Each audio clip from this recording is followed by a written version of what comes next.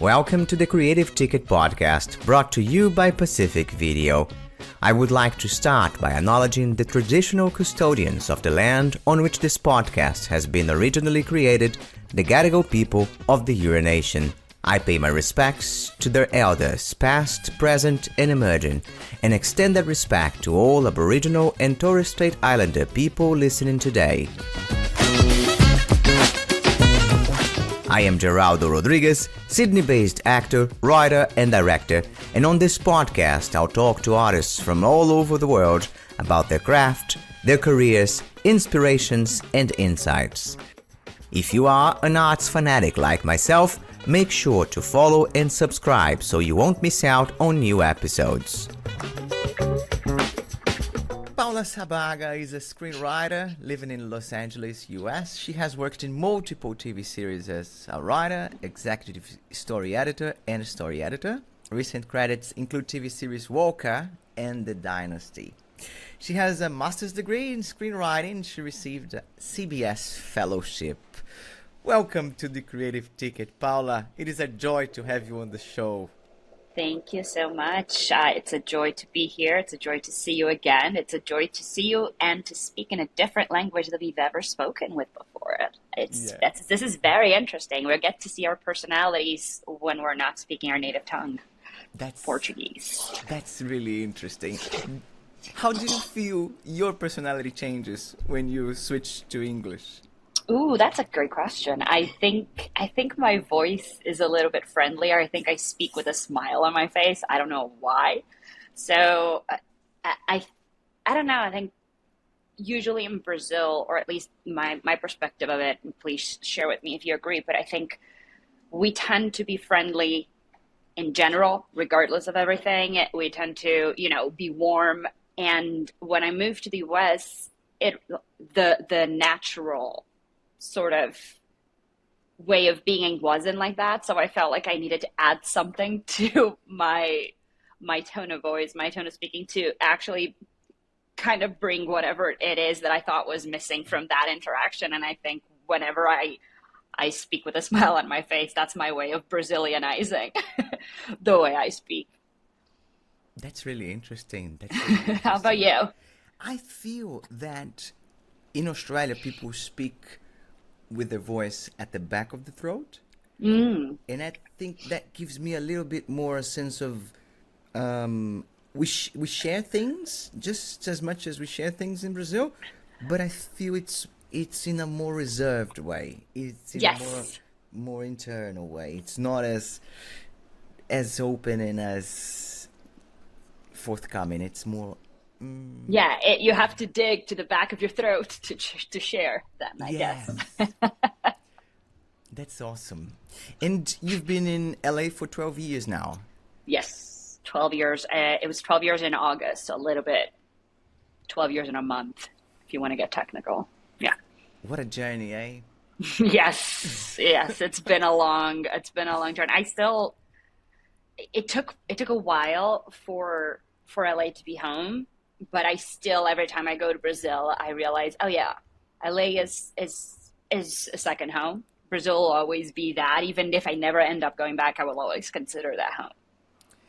My curiosity, is it just the way we see in the movies, or is it different? LA? Yeah. I don't know what movies you watch, but if it's Terminator, then no, even though I live on the street that they shot the Terminator in, and it was like, it was just one street, and they just kept running and running and running and running with the car. It feels like it's a giant place. So no, it's not. But there's no rain. It's a lot of people wanting to do hikes and everything, like I see in movies and TV shows. I don't know. I feel like I live downtown LA. I've always lived around this area, which is a little bit further from the LA that we know in the movies, that is represented in the movies. And I feel like it's closer to São Paulo. So for me, it's the way I was able to figure out where I could live in LA while still maintaining that little bit of home, but the close to São Paulo thing, I like it. It's the chaos and the noise and the public transportation and all those things that I truly miss. And do you walk around and you see locations where people shot movies in LA? Yes. So one of the perks or disadvantages, depends on the day of the week, of living downtown LA is because they shoot a lot of New York City in downtown LA. So whenever they're shooting in LA, they need something like New York or even Chicago. They come to downtown LA to shoot. So a lot of the times, my street is always blocked. It's Wow. constantly blocked. Yeah. So yeah, you get to see a lot of that. And when I first came here, I came as a visitor and I did the tour for and the studios, and then you get to see the sound stages and where they shot, Gilmore Girls and the Friends and all those things. So when you go and visit those specific places, yes, you get a glimpse of like, holy shit, this is giant and it's a business, this is an industry. But then sometimes when you cross the street, you're like, well, I guess I can't cross because now it's 1975 New York. Amazing. That's Yeah, really it's pretty wild. it's a city that actually breathes movie making, filmmaking. I think so. I think it did more in the past. More and more other cities and states within the U.S. are granting fiscal incentives and um, tax breaks for productions to move there. So I think that there has been a little bit of a slowdown in the way things are shot and made in LA. But that doesn't mean things don't exist here at all. It's still a pretty major city in which things are shot and filmed, just not as much as it was 20 years ago, I would say. Amazing. And Paula, um, I was lucky enough back in the day to shoot a TV pilot, a few sketches with you, like funny skits for YouTube. And I you, was lucky enough to yeah, work with you, thank. but yeah, now I'll let you finish, but just wanted to make sure this is a And you, but I first met you on a short film set. In yes. you were the, if I'm not mistaken, the boom operator, the sound recordist, on Skate. No, no, I'm a, yes, I think I did a lot of different things. I probably did the boom like one day. I was sort of like the assistant that will do everything. The assistant director is my of that short is my best friend, so I was just doing whatever it is that she wanted me to do, the what Brazilians say "palpa toda obra" of that specific production. So yes, we met on Skate. But you went on to become a screenwriter. Yes. How did that start? What drove you into screenwriting? I think for me, I went to film school. That's how I met the assistant director for the shot that we did together. That's how I met you. It was through film school and everything. But I always wanted to tell stories, and I just didn't know the name for it. I thought it was a directing. No, all I wanted to do is write the stories on paper and have someone just create with me and put it on screen or something. But I always liked writing. I always wanted to write. And I think I did all of these other things as a way to kind of make sure that what I knew I wanted to do from the get-go was exactly what I wanted to do from the get-go. And it was. All I wanted to do was write. I did a lot of different jobs because I wanted to meet people. I wanted to know how those things were done so that I could be sure that I made the right decision by just wanting to write. And Always, always. Since I was like 6 years old, I wanted to write. and do you feel like that's an escape, a way to get to know yourself more? Is it a way to just share whatever feeling you are experiencing, or to give voice to make a sense of the different voices one has inside their own minds? That's a great question. I think it's all of the above. I feel like I can process my own feelings when I put it in someone else's voice, when I put it in someone else's body, when I imagine a different character and such. For me, the best way, I don't know, I've been doing a lot of therapy in the past few years, and one of the things that me and my therapist always talk about, it's much easier for me to put all my feelings someplace else instead of actually dealing with them, and that's my way of dealing with it. So it's easy for me, it's easier for me to project some issues that I'm having and put it in a character and sort of work through that capacity. Because I feel like from a very young age, I was very good at blocking however I felt and how I would express myself and those feelings. And when I started watching movies and I started feeling with those characters, in my mind, that was an easier way for me to learn how to name the feelings that I was feeling, and I'd never had anybody to discuss with or things. And from this day on, I think there's still a lot that ends up in other characters' voices instead of mine, but it's a process.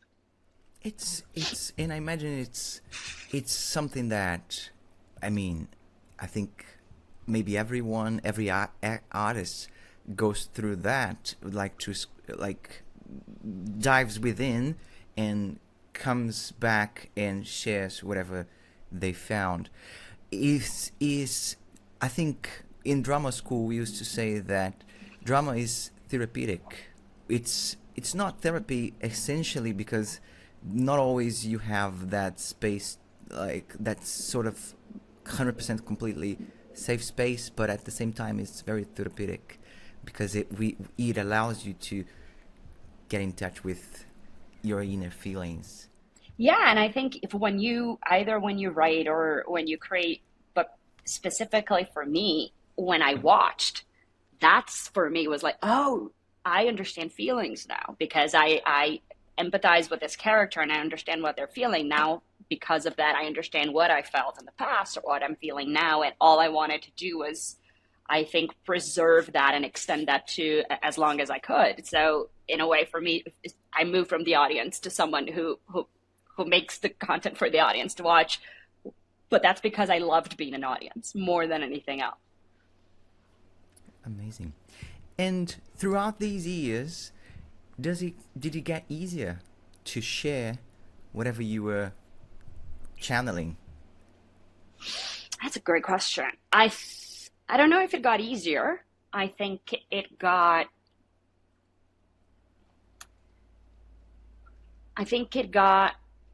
happened more frequently, but not necessarily easier. I think because you evolve from, oh, I'm going to write this little thing on the side. I'm going to write, and then you're working and you're writing and you have to deliver and you have to do it. And you're still dealing with all the feelings that you have buried inside or feelings that you know exactly what they are and all you want to do is express them. But now you're doing it on a deadline and 22 episodes, it's a month. So you get better at it, but I don't know if it makes it easier, if that makes sense. Yeah. How about you? Do you think with time things get easier, or do you think with time things you just learn how to deal with them, but they have the same weight of difficulty, or I don't level of difficulty? I think it all depends, but I think with time it doesn't hurt as much, I would say.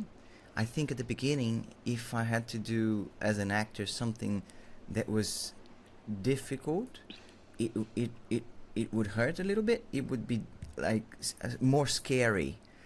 I'm not saying it's not scary, but I think it's not as scary as at the beginning. Do you think it's because you kind of like you've exercised your body, your inner body, to make it a shield, and it's like, now I know how to deal with those things? Yes, it's hard, but it's not going to hurt me as much as it did in the beginning, or because things stopped hurting because you've dealt with them? A little bit of both. I Okay. think it's when you swim. I've been swimming in Australia. Everyone swims, so we took That's so swimming nice. classes. And sometimes when you first start, the pool's kind of cold, but as you swim more, you get used to it, and then the next day you go back to swim, and the pool is not as cold. It's the And yet same the temperature is the same. Yes, yeah, that's a great metaphor. I think that's exactly how I feel too. And I feel like, but at the same time, I heard once Fernanda Montenegro in an interview, or Fernanda Torres mentioning her mother, and she said, baby, the first 20 years in an actor's career are the easiest. The harder are the next 20 years, are the following 20 years. Oof. So, so I'm not sure Okay. what's Oh wow. ahead. So I have about 8 years in LA until it becomes really hard. Yeah, yeah, maybe. Um, it's and you went through university. You studied in Brazil. You studied in the U.S. Did the master's degree help you hone your craft? I think it did because it helped me hone my craft to work in the US, I'd say. I think I was very well established in Brazil as a writer when I moved here. It was awesome. It was amazing, but it was in a different setting. There wasn't at that point a very developed industry per se, and I wanted to learn how to write for an industry. I wanted to learn how an industry how something that is built for profit works. In Brazil, what I love about it is that you have so many passion projects that can be made because there's not that much concern about a profitable project because they already come paid due to government incentives. And in here, if you, pardon my language, but if you fuck it up on something, chances are it's going to be very hard for you to do the second thing. And I wanted to learn how that worked. I wanted to know what a studio executive was, what a network executive was, what an agent was, and a manager was. And those things at that time when I moved didn't quite exist or weren't functioning the way they function now. And all I wanted to do was immerse myself into how is it to write for something like that, because I grew up watching those things. So yes, I think it did help, but I'm pretty sure it helped because it was a very different setting. So I was very open to learn new things. And in which terms did it help you? In terms of structure, or in terms of finding your voice, or in terms of strategies to overcome whatever creative challenges you might face? I think all of the above. I think structure it's even though it's not a universal thing, but I think it's the thing that I sort of knew the most before I moved here, because it isn't universal, but it is pretty standard. And I think when you talk about how to collaborate with others and how to create shows that they have to wear once a week and have to go through so many different steps and that to go that I had never done before in Brazil, that was really important to learn, how a schedule works for a network show and how you employ about 400 to 500 people per show. And that was baffling to me because we were used to, at least I was used to work in a much smaller scale back home. And that was a very interesting change of pace and getting to have a glimpse of how the world works in that capacity, and how the world of entertainment and I don't want to say art, because I think art is very different in various, but the world of entertainment, television, and film worked differently. For me, that was the most amazing thing. I got to go to class with Americans who also didn't have any clue about how those things work. So that was good too. It felt like because I was in school, it didn't feel like I was learning. I was steps behind them. We were all starting from the same place. And that was really helpful to know that as me and a native were learning the exact same thing at the exact same time from scratch. That really helped. And having that structure, does that change the way you write a story? Does it allow you to go for bigger and more complex things and scenarios, or that's not the challenge really? I think the story asks more than the setting. I think the characters ask more than the structure, more than who you're working with. Most of the shows that I've done, actually all of the shows that I've done in the US, none of them were created by me. I was writing for someone else. So it is how those people inform it's how my bosses built those characters that will inform me how I'm supposed to write or adapt. Whereas in Brazil, most of the stuff that we did, I created it. So it was way more about, I'm going to do this, this, this. And in the US, for me, it was like, I'm going to do whatever my bosses want.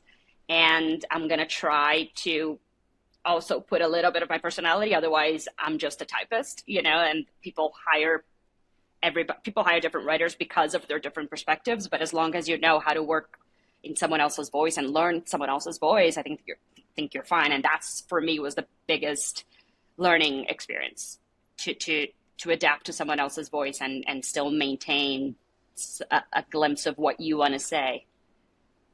And how do you do that? What is adapting to someone else's voice? Does it take diving into their perspective? How do you do that?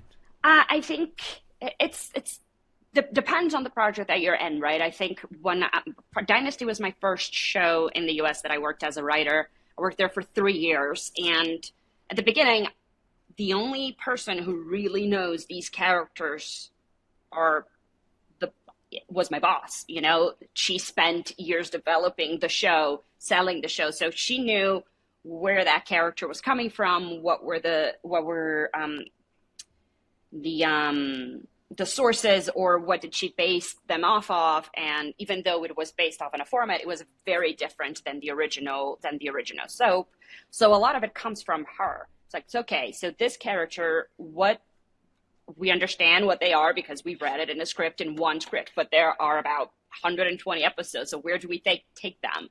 And it's up to her to start at least planting the seeds for all these characters to grow. And for us, all we got to do is, like, to make the metaphor even cheesier, is to water those seeds and make it grow with her. But it's her seed. It's the entire, she planted. All we're gonna do is try to make it grow with her. But it's her property. They're her babies. I'm just the nanny. I feel as an actor sometimes when you approach a character, you have this target, and you're throwing darts at it, and it's going all over. But the more you dive into the character, the narrower it gets, and you start, this is it. Is it sort of like that? You also start throwing things to the wall, see what sticks? Absolutely. You throw sticks to the wall, you throw things to the wall, you see what sticks. But also, I think you listen to the characters a lot. There are moments in which you pitch something that is so cool, but then it's like, but even though that's cool and we really want that to happen, this character wouldn't do that. And then we have to backtrack. Like, that's right. Let's think always about what a character will do instead of what would be fun to have happen, right? I had a teacher when I was in school, when I was in grad school here in LA, and he was one of the creators of The Big Bang Theory. And one of the things that he was saying was they were talking about football, and they wanted to do a football joke or something like that. And they were like, well, Sheldon can make that joke, they said. And in the room, they were like, well, Sheldon doesn't watch football. And then my teacher who created was like, who says he doesn't? And then they started thinking about what can you make for that character to justify why he watches football. And it made the whole sense. I didn't watch the show. I watched random episodes, but the way he explained it in class when we were having, it was like, yes, that was the only way that he could bond with his dad. That's why he knows a lot about football. He has a fantastic memory, so he knows a lot of statistics and stuff, and it makes sense with the character. And that is only because you take a step back from a plot and you start looking at a character like, how can that actually make sense for the character that we created? That we can make them do anything, but they can't do everything. They have to make sense. They have to be human. And that for me is the most fun. It's the most fun part is taking something that doesn't exist and making them as human as possible, and seeing how far can you push that character and how far can you not, because that character has a life of its own, even though it doesn't exist. That's so cool. That's so cool. Do you have any other stories like that? I wish. I know, right? Sheldon. If it comes to my mind, I will absolutely let you know. But that's something I think was 10 years ago, and it's still in my head. It's really fun. One of them, the things that he was talking about at that time, the show How I Met Your Mother was wrapping up. and it was a very divisive ending. When the ending aired, and one of the discussions that we were having in the class was, and that's up to anybody to interpret and to say that they agree or not, but one of the thoughts and the theories that they brought up as to why that didn't land 100% as a finale was because they decided the end in season 1. So, and they shot the end in season 1, so they couldn't deviate from it. So even where you want to take those characters, you are forced to bring them back to a place that they may not necessarily inhabit anymore. But because you already shot the ending of it, you kind of have to do it. So that is I think that became divisive because some people thought it wasn't necessarily it didn't happen fluidly as the other characters were evolving throughout the entirety of the seasons because they had to stick to something. They didn't let the characters grow on their own. But that is a debate. I don't know. I genuinely don't know if I agree or not. I just remember that type of debate when you talk about characters in that way, and how much do you let them grow and how much do you actually hold them because you have a special purpose for them. I think you have to really measure those things and find a good balance. And do you end up developing a particular taste to TV or movies the more you work in the industry? It's funny. I think I end up developing a particular taste for reality TV the more I work in movies and television, because sometimes all I want to do is, can I watch something that it's not going to make me feel jealous that I'm not creating this or feel sad that I'm not a part of this? Yes, let's watch reality TV because that's something I don't write for. I can't write for yet. So sometimes that is my go-to choice to watch. But I tend to usually watch stuff that I don't make. I am mostly a 1-hour drama writer, and to go to bed, I will always watch a comedy, something that I'll never watch, something that I'll never write, because it just makes me feel so good. There's no pressure. I think when you end up working on something that was your hobby before you started working on it, the magic kind of disappears. And I don't want to lose that. I love film. I love television. I love it so much. But if it becomes my job, how am I going to continue to love it? And the way I can continue to love it is by watching stuff that I know it's not part of my job. And for me, reality television and comedy shows are that. That makes sure, that assures that I will continue to like what I do. And I imagine you are able to look at things with that X-ray eyesight, and you actually look at it and you see the structure going, and you see the things that people that are not working on that industry every day cannot see. We sometimes we get entertained by the thing, but you are actually able to see the little things that move those characters, the little strings that move those characters. Yeah, and I think, and it happens, I think, in every way. My parents are doctors, and when I'm watching Grey's Anatomy, I'm having a blast. I'm watching the structure, and I'm watching the characters, and this is great. And then my dad is like, this doesn't fucking happen. And that doesn't cross my mind, For me, I'm looking at the character thing, and I don't look at the reality of it. I think that happens in every single profession that comes in a way to cross that sort of language, that sort of medium. Yeah. Sometimes when we are watching TV here, we pause the episode in the middle and we say, yeah, he's gonna die. Yes. We try to we try to predict. Well, it's usually when someone coughs on screen, right? If someone coughs on screen, they're gonna die. Yeah, and goodbye. Yes. Oh boy. Oh boy. And you've had an amazing career so far. I think very few Brazilian writers make it into the US and work in this industry consistently as you have been working. Unfortunately, and for now, I think my all I want is to bring as many Brazilians in this industry. I don't want to be that. I don't want to. Yeah. All I want to do is open the doors. Amazing. So amazing. let's change that.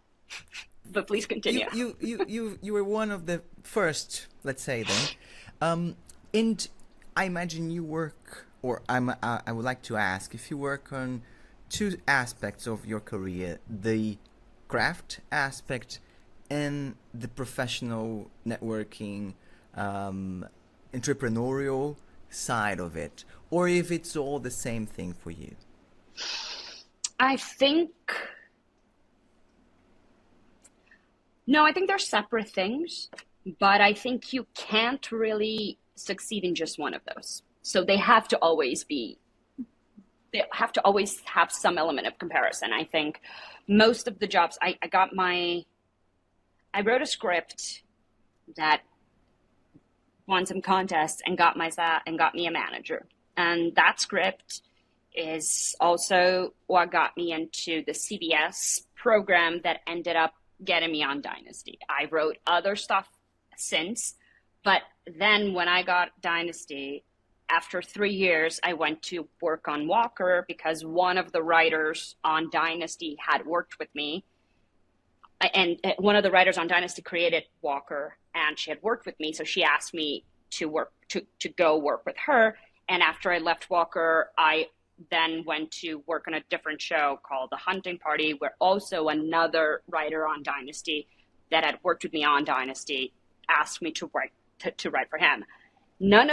Since Dynasty, none of those other people had read that script that got me the first thing and everything. It was because of the way that I worked in a room. So while I got my first job because of the craft or whatever it is that we want to call it, I got all the other jobs because they knew, well, if she was employed in that show and if she wrote those episodes, then I know that she can write. But can she work in a room? Does she pitch good stories? Is this someone I want to spend more time than everybody else that I love? You know, when your boss is hiring you, they're spending 8 to 12 hours with you every day, and they're spending 6 hours with their kids. So you have to not necessarily network, but you have to be a person who is not unpleasant to be around, regardless if you write well or if you don't. Well, you have to write well, but you also have to have that aspect of you that is someone people want to look forward to working with. So that for me is the networking part. It's not necessarily going to events and shaking people's hands and giving my business card, but it is having actual conversations that are not necessarily always focused on work. You have to know how to be a person. And that for me is the networking part. Sorry. Do you have a business card? I do not have a business card. Do you? I do. Oh, that's so fancy. That's very fancy. I have my email. That's about it. And actually, you know what? I think until 3 months ago or 4 months ago, my email address, my email signature was my name and then my phone number under it. And I emailed my boss, I think for the 50th time. But for some reason, he just noticed that time and it was like, wait, why do you put your phone number in your email address, in your email signature? I was like, I don't know. It's like, take it off. So now I only have my name. My business card doesn't even exist. It's just my name. That's another level. It's so stupid. I don't know why. Yeah. I don't know, man. I think everybody's business cards used to, I think, exist more because it was harder to reach out to people. You know, now you send a DM, you send an email, you find someone else's contact on LinkedIn or everything like that. So it became a more personal and technological way than an actual piece of paper. But I'm not going to lie to you. I used to have business cards. I used to. I just don't have them anymore. And I think depending, I have a business card, but that's for freelance work. I love it. I kind of want yours. I want to collect business cards. You know what I'm going to do? I'm going to collect business cards. I'm going to do an album. It's really interesting. It's a lost because art. It tells a lot about that particular company, and I think it's something that depending on the industry, I feel that's something that really makes people think, hey, that's actually professional. Because absolutely. If people don't know you, you have a business card, at least it says something. I totally get it. For what I do, for the job that I do, people don't look at your resume and people don't look at your business card. They will read your script or they will have worked with you before and they will call you again. So it is the calling card that you have isn't necessarily your business card. It's more about your personality and the material that you present. So, but I do understand. I mean, American Psycho, right? The first act of American Psycho, they're just comparing business cards. That seems fantastic. I just don't have that in my business anymore. Very interesting. In one of your interviews, you mentioned that you grew up watching telenovelas, and that really made you understand the importance of dramatic changes or changes in a character's perspective, in a character's path. Yes, an arc and everything like that, right? Yeah, exactly. What else do you think you bring from your Brazilian background? I will say I grew up watching telenovelas, and maybe I haven't finished growing up because I still watch them to this day. I think it's one of the best pieces of like one of the best ways to communicate Brazilian language. I love it. I freaking love soap operas so much. I think the speed in which you are able to tell a story, and the fact that whenever I explain soap operas to Americans, it's very different because in the US they've had like General Hospital or Days of Our Lives, and they've been running for 50, 60, however long years, however long Susan Lucci's been alive. But it's also in Brazil, it's very different. You have soap operas going for 8 months. They go from Monday to Saturday every day, and then 8 months later, it's done. A new complete soap opera comes up with a new writer, with new stories and new actors, and that for them is very different. For me, what was great about getting to grow up with this is the amount of different stories that you can actually witness, not only within one soap, but right after one soap, another one, completely different one starts, and you really fall into it so fast because they really grasp the audience very, very fast. There's also something, and I don't know how much you want to be talking about soap operas. I could be talking about here for days, but they have about 60 to 80 characters. And you keep track of all of them, and you remember their names, and you know even if they don't show up for 3 episodes, you know that character is in the middle of this. They might not be the main character, but they have a name, they have relationships. And the fact that you're able to track those things for about 8 months straight, even if you miss a few episodes or you watch every single thing at once, for me, that's just fantastic storytelling. And for us, when you do a show like Dynasty had 22 episodes a year with 16 characters. It's just so much less story that you tell, but those stories have to be so precise because they happen once a week. You're looking forward to every single, like you wait 6-7 days to watch the next episode. So they have to be really, really, really tight.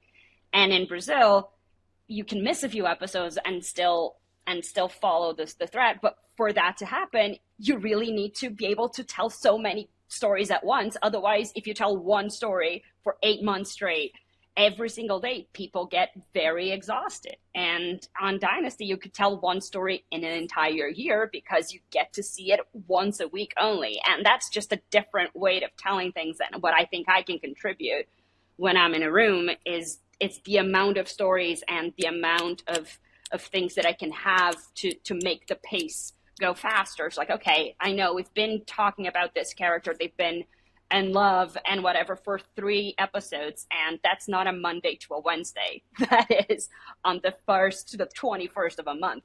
We need to start moving here. If you from the 1st to the 21st of a month in Brazil, you have the same type of story. No one's watching this anymore. And that's what I love about it. And a question to you in the US.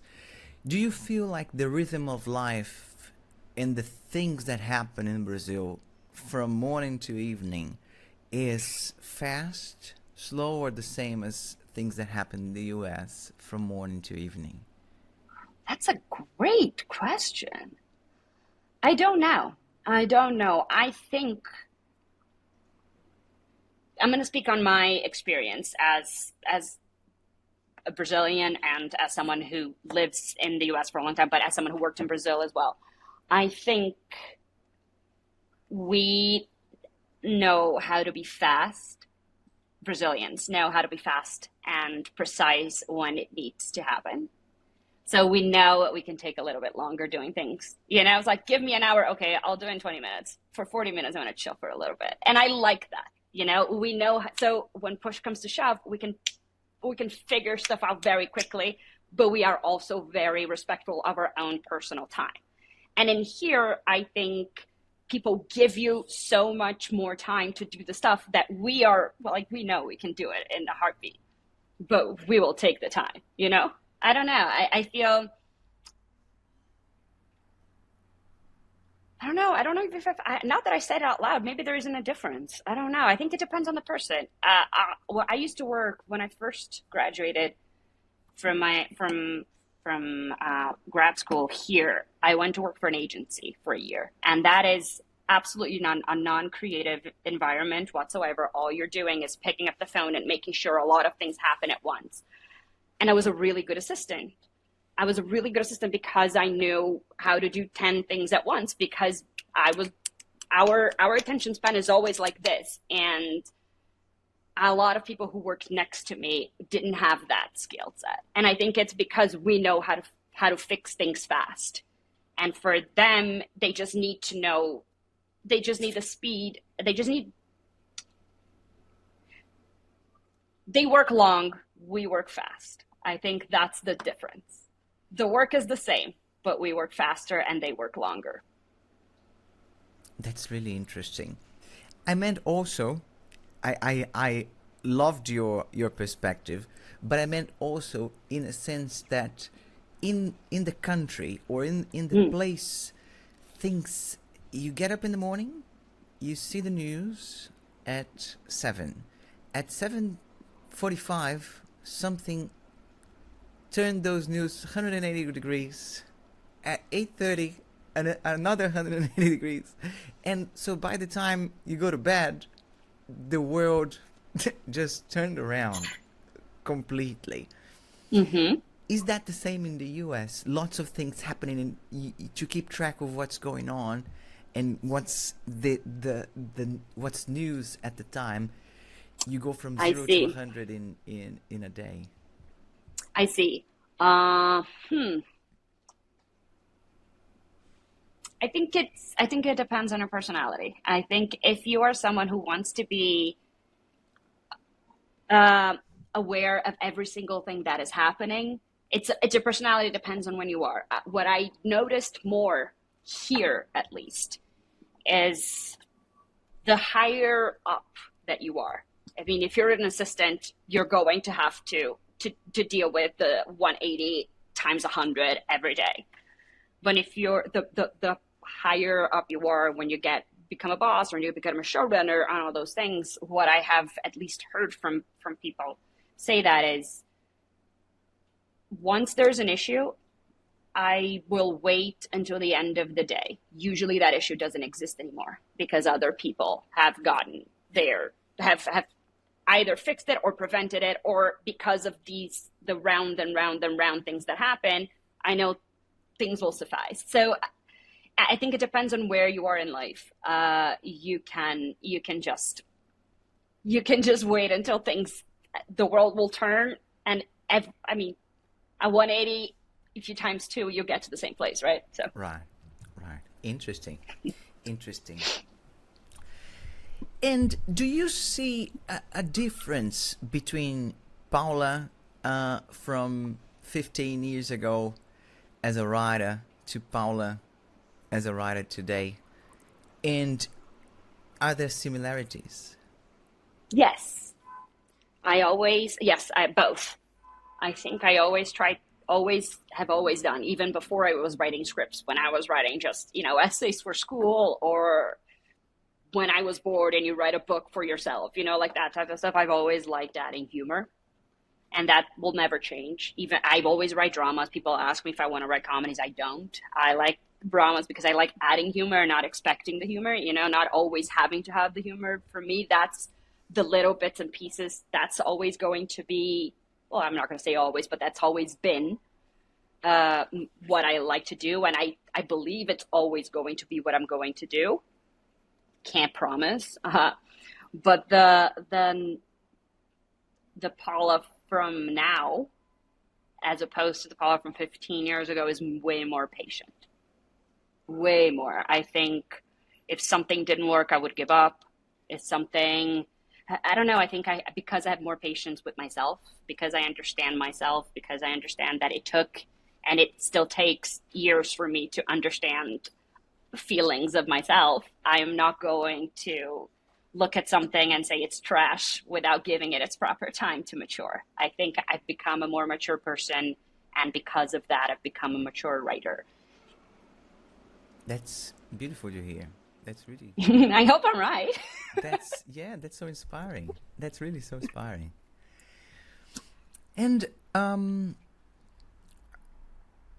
you're talking about how you changed and you became more patient with yourself and with your writing process, I think, in comparison too. But how about for your characters? Does it change the way you look at characters? Does it change the way the characters sound? Yes. I think because I've become more patient with myself, or however I want to phrase that in the future, if it doesn't suit what I just said, I think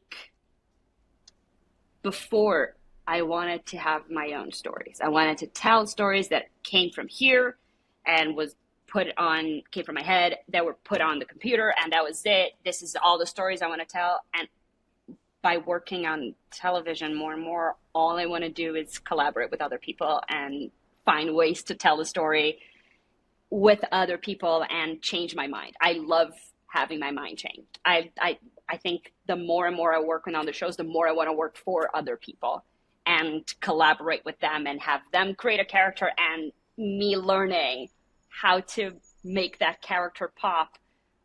It's a bigger challenge, right? I want to take something that someone else created and try to find what I connect with it, and then try to give it a voice. That is, honestly, that's any relationship I'd have with anybody, right? You meet someone, you know that they're their people. What do you connect with them that you want to continue this conversation and you want to continue that relationship? That's how I look at a character now.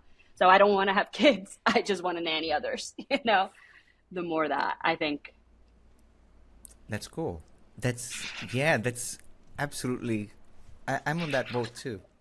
Yeah, I think the more, and that's so crazy because it came to me at the same time I realized I actually didn't want to have kids. So it did feel like, oh, yes, things don't have to come from me all the time. I can always collaborate. That's the world, right? I am not the center of it. All I want to do is collaborate and make sure more people can find themselves and see themselves in whatever it is that I am a part of writing. And the best way to do that is by writing with other people. It's not being the person who says, this is it, and now this is it, and then this is it. Now, everybody else, hope you agree and enjoy it.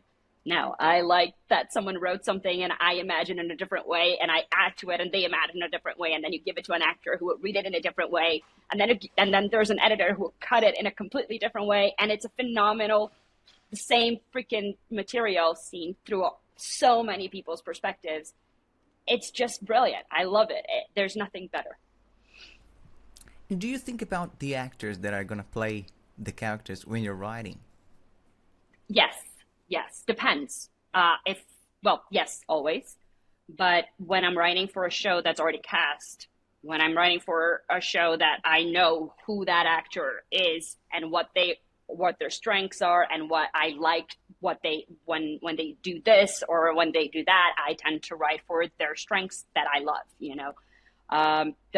When I was on Dynasty, I was there for 3 years. We got to know a lot of those actors, and we had fun writing to what we wanted, like what we knew they liked to do. That's the best part. That's the best part, because the more you can, characters aren't their actors, obviously, but a lot of the times when you cast them, it's because they have something about that character that is very much that actor. And finding the voice of that and finding how you can make that pop is the best feeling in the world. Writing for an actor like Liz Gillies, who was an actor on Dynasty, who's, I think, is one of the most brilliant performers I've ever seen, is a pleasure, because everything you write, like you imagine her saying, and not only is she going to say it, but she's going to say it in a way that you didn't even think about it, and it's going to be so much better than you ever thought. And that is just the best feeling in the world. And how does it work in terms of writer, story editor, assistant story editor, or all these terms? Just for myself, because I'm not familiar with all those different. Those terms are actually more of a union decision than an actual difference. So in order for you to not be credited, there are 12 writers on staff, right? And if you credit every single writer as writer, but you have a completely different disparity of paychecks because someone's just starting or someone's been there for 20 years, you don't want to have the same level and have, because otherwise you really don't know how much you pay for someone or anything like that. It's way more about that. So usually when you start as a writer, you start as a staff writer. Even though everybody's a writer on the staff, the lowest level of a writer when you start is a staff writer. And then there are degrees in which there are minimums that you can pay each level of writers. And that's the only reason why those titles exist. At the end of the day, everybody is a writer, but you go from staff writer to story editor to executive story editor, then co-producer, producer, and then you can have supervising producer, consulting producer, co-executive producer, executive producer. Those are all titles that writers can have. They don't necessarily have to have all, they don't have to necessarily go through all the little steps, but when you see an executive story editor, you're looking at a writer. Is just a writer with a different title because they have a minimum, because they've had more experience. Therefore, there's a minimum that they can pay that really can't be lower than XYZ. That's about this. And is there, let's say, a rigidity in terms of who can change what someone else did, or is that a flexibility? For instance, if an actor has one of their lines and says it in a different way, is it allowed? Does it work? Or let's do a safe one where you say exactly what's written there? It really depends on not just the show, but the episode and the director and the writing of it. So a lot of the times, especially on network television in here, because you usually are writing as people are shooting, a writer goes to set to produce the episode he or she or they wrote, right? And a lot of the times they are there on behalf of the show. So they are there because they put those words on paper, but their bosses are expecting them to represent the writer's room when you're there. So if your boss is the type of person who is pretty okay with, I just want them to sell sort of like the feeling of what's on the page. If they want to change, feel free to do it. Other people like, no, I want to make sure everything is exactly how it's written. Or there are other people, when we do a table read, if you're having an issue with this line, let me know beforehand.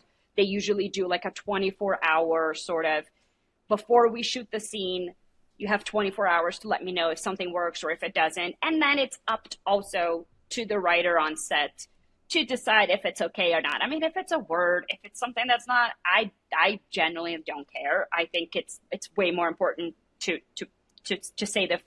get the feeling out than to get the exact word. But if it's a word that matters, because we know as a writer's room that is going to end up paying off 3 episodes, then we are there to make sure that word stays or that line stays or things like that. But I tend not to be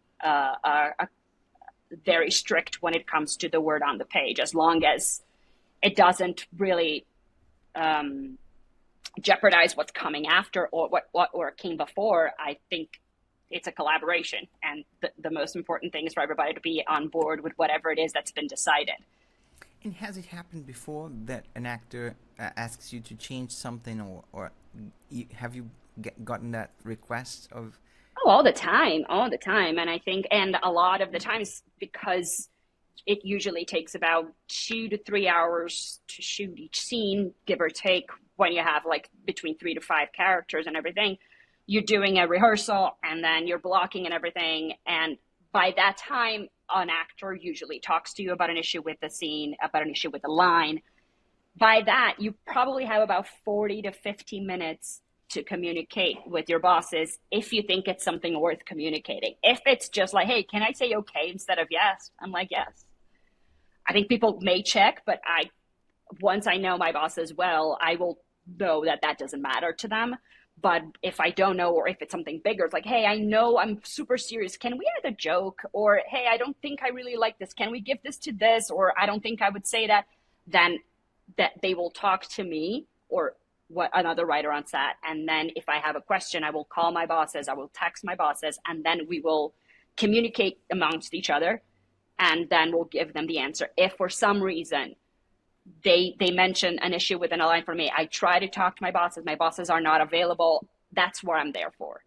I'm there to make that executive decision. And most of the times what I do is, let's do one shot, because we usually do more than 2 to 3 takes. So let's do one take with that.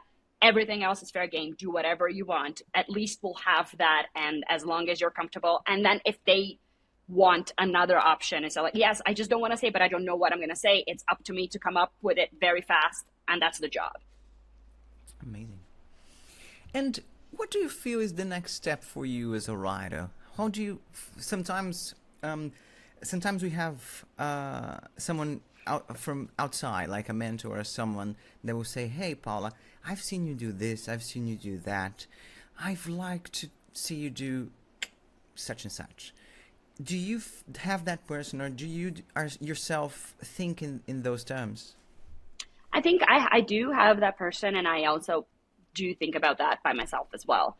It always depends. I think what's next for me is always the next gig that they will give me. But if I could choose, if I could pick and choose, I will probably like to develop a show of my and see where that goes. I would love to at least have the experience of creating a show. It may not even end up happening. It may shoot the pilot and not get picked up. It may get picked up and get canceled. It may get picked up and last forever. I don't know. I just wanted to know what the experience is. That being said, right now, there's nothing better for me than just to work on stuff. And I'm very, very, very happy to be doing that. So I don't think I would change that. I wouldn't change the uncertain for something that I know I love, you know. Amazing. 2 more questions. The first one is, when you get commissioned to write a show or write a show that is already on air or is not, but it's set in a universe that's not so familiar to you. It's not as familiar to you as something else. How do you go about it? Is there a research process, or how does it work? Yes, there is. I think out of all the shows that I did, Dynasty was the closest to me, which is weird because it's about a very, very rich family in Atlanta, and that's not me. But it was a soap, and it was about family, and it was about family dynamics, and I've had plenty of those. But the other shows that I did was a Western, and this one is like a hunt. It's a procedural about serial killers, and I'm not a cowboy, and hopefully I don't know any serial killers. I knocked on wood and now my dogs went crazy. I apologize. It was about serial killers, dogs. There's nothing here. Anyways, but what I do is... Can you bring him on camera? Oh, my goodness. No, I will fine. in a few. But there's 3 of them. Okay.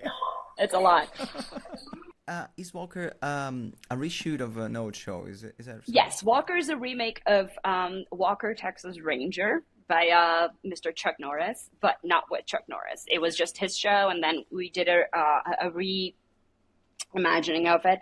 But he was, even though he was a Texas Ranger, and even though there were cases of the week and everything, it was mostly a show about family. It was about how a father of 2 kids deals with the aftermath of his wife dying while he wasn't able to save them and all those things. So a lot of the times you do the research of the parts that you don't really understand, of the parts that actually drive each episode, you know, the actual plots of it. Hey, so let's do this with these, you know, people are stealing this. Okay, let me do some research and read about this. And let me read about, you know, Texas Rangers, and let me read about Texas. But at the end of the day, it was a show about family. And that is something that I could definitely share and talk about my lived experience. On the other hand, when we did the serial killer show, it was a lot of research. It was a lot of research because it was all based on real serial killers. So what can you do that is super creepy and everything. But at the end of the day, no one's watching the show to see the serial killer because they are one different one an episode. What they're watching is to watch the group of people that are there to catch them. And that group of people, that core group of people, are nothing more than coworkers who, some of them are friends, some of them are not, but they're forced to work together to defeat like forces of evil in human form, you know, like in actual serial killers. So that for me is the human part that, while research is always needed, that is when you put your personal aspect of it. Yes, this is someone who has, one of the characters is forced to work with her ex-boyfriend, and the boss is someone that she's never met who comes from a different country and all those things. So those parts I can absolutely put a little bit of myself in it. Those are personal, specific. Those are all personal and character moments that, while they do always, everything requires research, you can speak more about it in your feelings, but every single plot point, then it's a research for sure. And research means reading, means experiencing, means traveling to Texas, for instance? Or not, and unfortunately, no, because that was the COVID, but yes, it would mean that. Or we would watch documentaries, we would read about the Texas Rangers. The other ways, we read about different serial killers around the globe. I watch a lot of different shows around the globe about serial killers to see how did they do, how did Italy do that? Can I get a little bit? Can I understand this person was super interesting and a big serial killer in South Korea?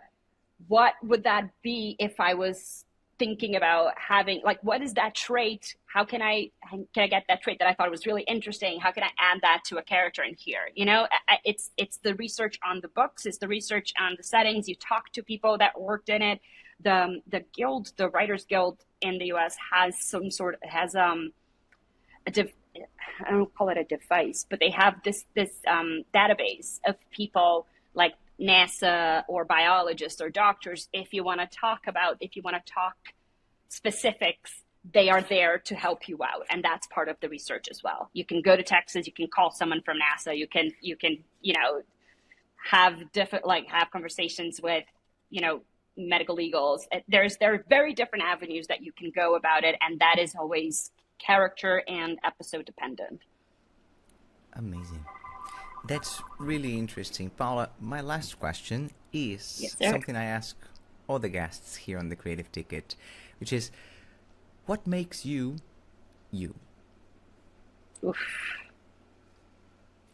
What makes me? I know I should have thought about that answer.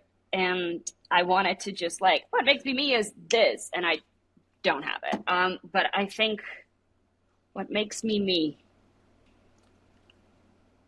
I tend to have a humorous, not necessarily always positive, but a humorous point of view of most things.